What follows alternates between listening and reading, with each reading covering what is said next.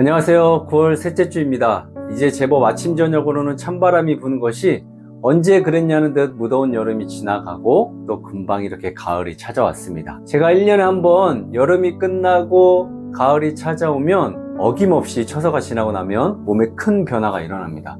눈은 계속 간질간질하고 입천장도 간질간질하고 재채기와 콧물은 멈추질 않습니다. 공감 가시는 분들 계신가요? 9월 한 달 동안은 알레르기성 비염으로 아주 휴지를 달고 삽니다. 정말 1년에 한 번 딱 이때입니다. 그리고 이때만 지나가면 괜찮아져요. 그나마 주사 치료를 알게 되어 예전보다 좀 덜하긴 한데 그래도 제가 워낙 심해서 완전히 사라지진 않습니다. 혹시라도 저와 같은 괴로움을 가지고 사시는 분 계시다면 연락을 주시면 주사 치료를 소개해 드리도록 하겠습니다. 아무쪼록 환절기 각별히 건강에 유의하시고 명절을 앞두고 있는데 신선한 가을을 만끽하시면 좋겠습니다. 인간은 무엇으로 사는가? 오늘 세 번째 시간 주제는 바로 이것입니다.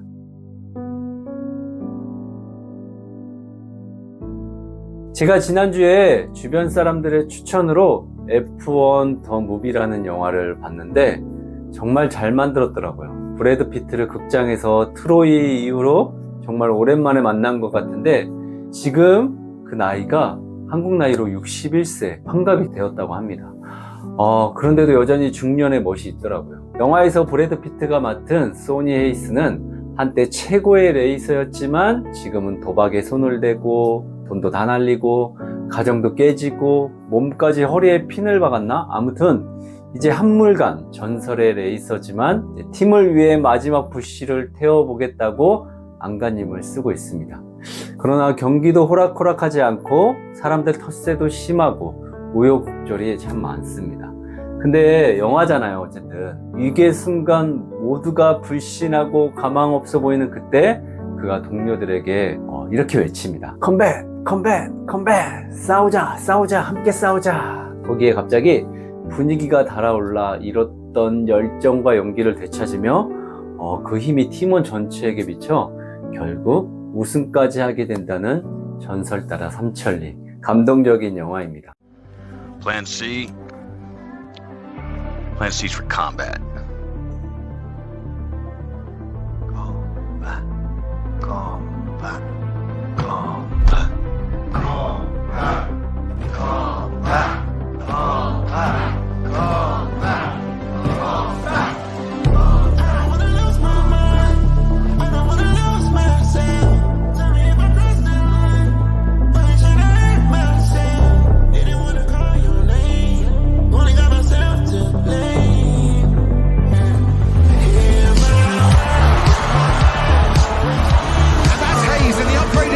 Now the team were penalised back to last place after Monza, but here he is coming from the cellar, passing his new teammate Luca Cortez.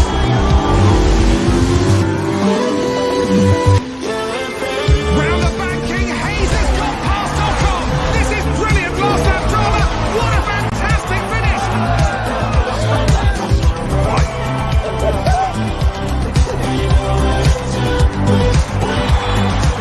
이 장면은 단순한 승리를 넘어 두려움을 이기고 다시 일어서는 도전, 오랜 경험에서 우러난 믿음, 그리고 진심 어린 팀워크, 연대가 얼마나 큰 힘이 되는지를 보여줍니다.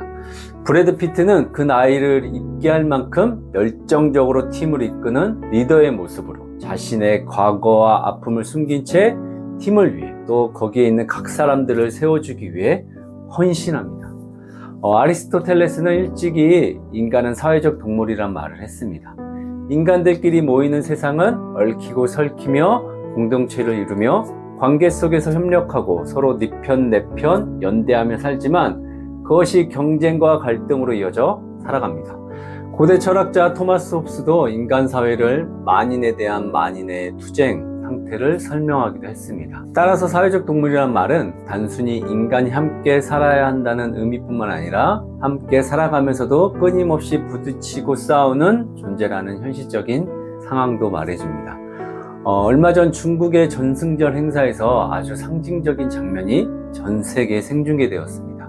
가운데는 시진핑 주석이 있고 양쪽으로는 러시아의 푸틴 대통령과 북한의 김정은 위원장이 나란히 걸으며 대화를 나누던 모습이었습니다. 그리고 시진핑 주석은 이런 말을 했습니다. 북한과 중국은 사회주의, 공산주의 국가로서 함께하는 운명 공동체다. 이렇게 막 띄워줬죠. 그 직전 한 주에는 또 다른 만남이 있었습니다. 미국의 트럼프 대통령 중심으로 일본과 우리나라 정상도 함께 서로 만남을 가졌습니다. 한쪽은 민주주의 진영, 다른 한쪽은 공산주의 진영이 각각 모여 서로의 국익을 위해 노련한 만남을 가졌습니다. 서로를 경계하고 힘의 균형을 맞추며 긴장 속에서 선만 넘지 말자는 듯한 미묘한 관계를 유지하고 있는 모습이죠. 다 같이 한자리에 모이면 좋으련만 제가 그전에도 말씀드렸지만 그건 쉽지 않아 보입니다. 정치와 종교는 통합이 힘들기 때문입니다.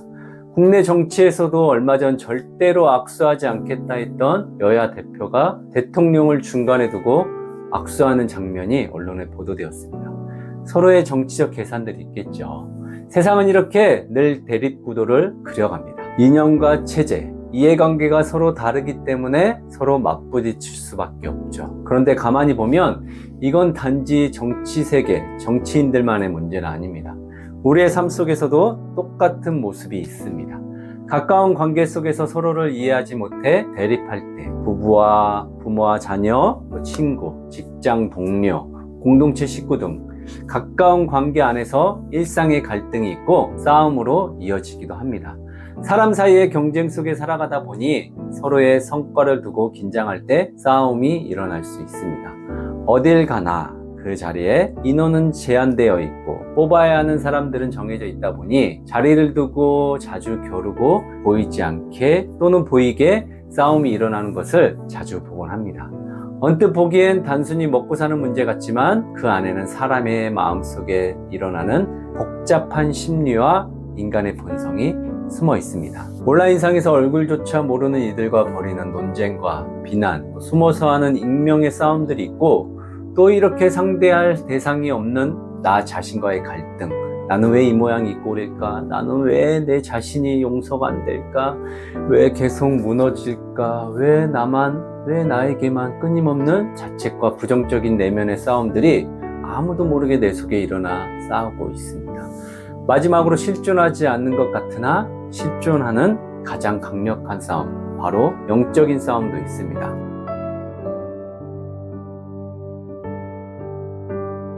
보이지 않는 이 세상 권세 잡은 악한 영들, 사단과의 싸움입니다.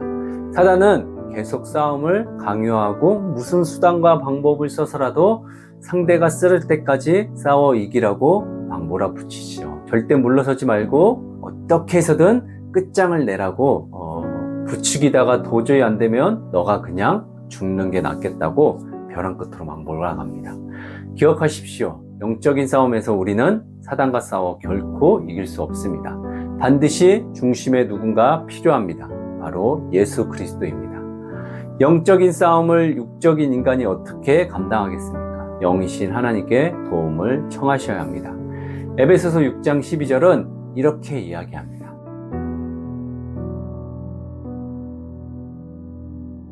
여기서 혈과 육이란 단순히 사람의 살과 뼈, 곧 눈에 보이는 인간적인 차원의 싸움을 가리킵니다. 우리가 다 이러고 싸우고 살고 있죠. 무슨 영적인 싸움을 우리가 합니까? 다 육적인 싸움이죠. 원수를 사랑하라고 했는데 원수까지 갈 것도 없이 가장 가까운 이웃 하나도 사랑하지 못하고 이를 갈며 싸우고 죽이려 하지 않습니까? 가정에서, 직장에서, 심지어 교회 안에서도 서로 으르렁거리며 싸우고 있지는 않습니까? 근데 알고나 싸워야 할 것 같아요. 우리가 겪는 갈등이 단순히 어떤 사람과의 충돌, 어떤 상황이나 환경의 문제만은 아니라는 것입니다. 실상 우리의 싸움은 보이지 않는 더 깊은 차원에서 일어납니다. 바로 세상 권세 잡고 있는 악한 영들과의 싸움입니다. 악한 영들의 목적은 단순합니다. 누가 이기고 지고 중요하지 않습니다. 그들은 피 흘리기를 좋아하며 전쟁 자체를 원합니다. 그러니 평화의 상징인 예수님만 나타나면 더 미치고 날뛰는 것입니다. 가정에서 싸움이 일어나고 교회에서 분열이 일어나고 나라와 나라 사이에 갈등이 일어나면 그것으로 충분합니다. 서로를 향해 미움과 분노를 쏟아내도록만 만들면 이미 그 싸움은 악한 영들의 승리로 끝나버리고 마는 것입니다. 그러나 우리는 싸움의 상대를 잘 분별해야 합니다. 얼마 전 저에게도 작은 사건이 하나 있었습니다. 교통사고가 나서 청년 때 새 차로 구입해서 17년 동안 17만 킬로를 저와 함께 했던 정든 차를 떠나보내야 했습니다. 그런데 사고 과정에서 제가 가해자로 몰려 아무 말도 못한 채 심판만 기다리고 있었습니다. 그런데 극적으로 그 아파트 앞에 CCTV로 인해 상대 차량의 중대한 과실이 드러나면서 억울한 오명을 벗을 수 있었습니다. 그러나 그 일을 겪으면서 한 가지 깨달은 것이 있어요. 우리에게는 더 무서운 CCTV가 있다는 사실입니다. 하나님께서 우리의 모든 삶을 지켜보고 계십니다. 그러므로 우리는 힘으로 싸우는 대신 정직과 진실로 분쟁을 해결해 나아가야 합니다. 이것이 믿음의 선한 싸움입니다. 내 배우자가, 내 자녀가, 내 직장 동료가 혹은 나 자신이 원수가 절대로 아닙니다. 그 이면에서 분열과 다툼을 조장하는 영적인 세력이 있다는 사실을 반드시 기억해야 합니다. 그리고 중요한 것은 우리는 결코 마귀와 직접 맞붙어 싸워 이길 수 없다는 사실입니다. 마귀와 나 단둘이 붙으면 100점100패입니다. 그래서 하나님은 우리에게 다른 무기를 주셨습니다. 바로 십자가의 보혈과 나사렛 예수 그리스도의 이름입니다. 마귀는 예수의 보혈을 두려워합니다. 예수의 이름을 선포할 때 어둠의 권세가 무너집니다. 우리의 힘으로 싸우는 것이 아니라 이미 승리하신 예수 그리스도의 권세에 의지할 때 참된 승리가 주어집니다. 그러므로 싸움을 피할 수는 없겠지만 싸움의 방법은 달라야 합니다. 혈과 육이 아닌 영적인 싸움, 그러나 이미 승리하신 주님의 이름으로 싸우는 싸움, 이것이 성도가 감당해야 할 싸움입니다.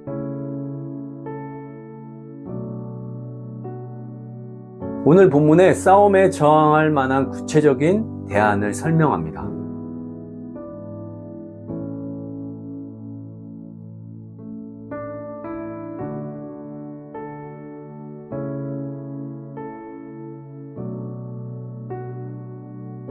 오늘 본문을 잘 보시면 예수님은 화평한 사람이라고 말하지 않으셨습니다. 그냥 단순히 맘 편하고 속 편한 사람이라고 하신 말씀이 아니라 화평하게 하는 자라고 말씀하셨습니다. 이 말은 곧 갈등과 다툼, 심지어 전쟁이 있는 그 한복판에 들어가서 적극적으로 평화를 만들어내는 사람들을 뜻합니다. 그래서 진짜 하나님의 자녀는 싸움이 일어나면 모른 척하고 피해 다니는 사람이 아니라 싸움을 중재하고 화해를 일으키며 평화를 세우는 사람들입니다. 오직 그런 사람들만이 하나님의 아들이라 하나님의 자녀라 일컬음을 받을 것입니다. 다른 말로 하면 화평하게 하는 삶을 살지 않는다면 우리는 자녀인 척하는 것에 불과합니다. 입으로는 하나님 아버지라 부르면서 실제로는 아버지와 전혀 닮지 않은 싸움으로 살아갈 수 있다는 말입니다. 왜냐하면 아들은 아버지를 닮기 마련입니다. 아버지의 성품과 마음을 이어받아야 합니다. 우리 하나님 아버지는 샬롬, 곧 온전한 평화의 하나님이십니다. 그렇다면 그분의 자녀인 우리도 어디에 있든지 화평을 심고 평화를 이루는 사람으로 살아가야 합니다. 이것이 바로 예수님께서 말씀하신 복의 길입니다.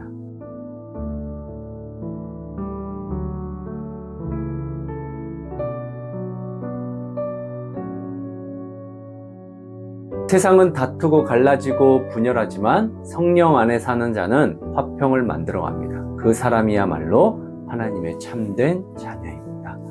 말씀을 마무리하면서 앞서 말씀드린 중국 전승절 행사가 세계적 이목을 이끌었습니다. 최첨단 무기들을 앞세워 공산국가의 위험을 알리고 싶었겠죠. 김밥집에서 김밥을 먹다가 한 방송에서 반복적으로 한 장면을 계속 보여주는데 저는 처음에는 방송사고가 아니었나 했는데 아니었습니다. 어떤 장면이었냐면 시진핑 주석과 대한민국 의전서열 2위 우원식 국회의장이 악수하는 장면이었습니다. 보여주고 싶었겠죠, 언론에. 그리고 무슨 내용이 보도되었냐면 북한 김정은 위원장과 우원식 의장이 악수했다는 내용이 보도되었습니다. 악수는 원래 고대 전쟁터에서 무기를 들지 않았음을 증명하는 행위였습니다. 내 손에는 칼이 없다. 나는 너를 공격하지 않는다. 라는 표시였죠. 따라서 악수는 단순한 인사가 아니라 적대의 마음을 내려놓고 평화를 택하겠다는 선언입니다. 수년간 이어진 남북 간 긴장 속에서 대화를 다시 열고자 하는 평화의 손길인 셈이죠. 참고로 이보다 앞서 한국 정부는 남북 접경 지역의 확성기 방송을 철거하면서 평화 조성에 이렇게 나섰지만 북한은 허황된 꿈이라 말하며 거부했습니다. 북한 정말 쉽지 않죠. 이 일련의 움직임들은 상대가 바로 화해에 호응하지 않더라도 먼저 평화를 향한 행동을 시작하는 것이 얼마나 중요한지를 보여줍니다. 여러분은 하루에 얼마나 많은 사람들과 악수를 나누며 사십니까? 악수는 서비스, 이미지 마케팅이 아닙니다. 습관적인 호의로 나누는 단순한 인사도 아닙니다. 너와 잘 지내고 싶다는 간절한 신호입니다. 오늘날에도 악수는 여전히 적대 대신 화해를 선택하겠다는 몸짓입니다. 프랑스 철학자 레비나스는 나는 타인을 위해 존재하는 인질이다 라는 책임의 철학을 강조하며 타인의 얼굴을 바라볼 때 우리는 책임을 경험하고 산다고 말했습니다. 악수란 바로 그 책임을 행동으로 드러내는 순간입니다. 내 손을 내밀어 나는 너를 적대하지 않는다. 나는 너와 화해를 원한다. 예수님께서 그러셨습니다. 하나님과 원수된 우리에게 먼저 손을 내미셨습니다. 십자가에서 스스로 죄를 짊어지시고 마치 인질처럼 자신을 내어주심으로 끊어진 관계를 회복시키셨습니다. 따라서 십자가는 하나님께서 우리와 악수하신 사건입니다. 예수님의 상한 손은 곧 하나님의 평화의 손길이었습니다. 그리고 이제 그 손을 잡은 우리가 또 다른 사람들에게 손을 내밀 때 우리는 하나님의 자녀로서 세상 속에 화평을 만드는 자가 되는 것입니다. 그러므로 우리가 예수님의 제자로 산다는 것은 가정에서, 직장에서, 교회에서, 심지어 원수와의 관계 속에서도 싸움 대신 먼저 손을 내미는 사람이 되는 것입니다. 그것이 하나님의 자녀가 걸어야 할 길이며 세상이 줄 수 없는 화평을 세상 속에 심는 방법입니다. 오늘 이 말씀을 들은 여러분들, 삶으로 한번 실천해 볼까요? 누군가에게 먼저 손 내밀고 악수를 청해 보는 건 어떨까요?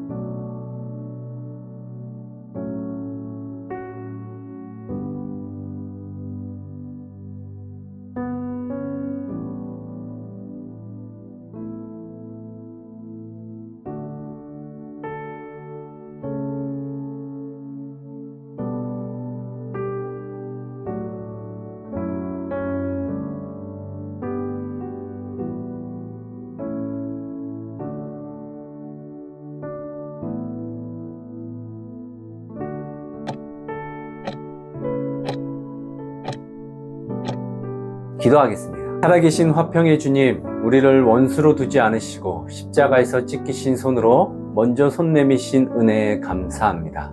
세상은 싸움을 잘하는 사람을 원하고 싸움을 잘하는 사람이 성공하는 것처럼 보이지만 우리는 불이익을 감수하더라도 먼저 손을 내미는 자들이 되게 하옵소서.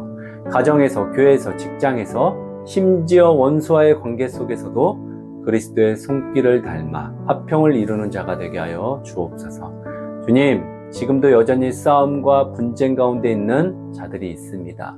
그들에게 화평의 사도들을 보내주시어 하나님의 평화가 그 땅과 그 마음과 그곳에 있는 모든 사람들에게 임하게 하여 주옵소서.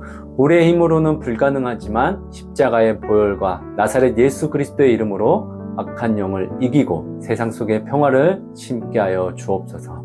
그리하여 우리가 하나님의 아들, 딸이라 불리며 하나님의 나라의 증인으로 살게 하여 주옵소서. 감사드리며 이 모든 말씀 살아계신 예수님의 이름으로 기도드립니다. 아멘.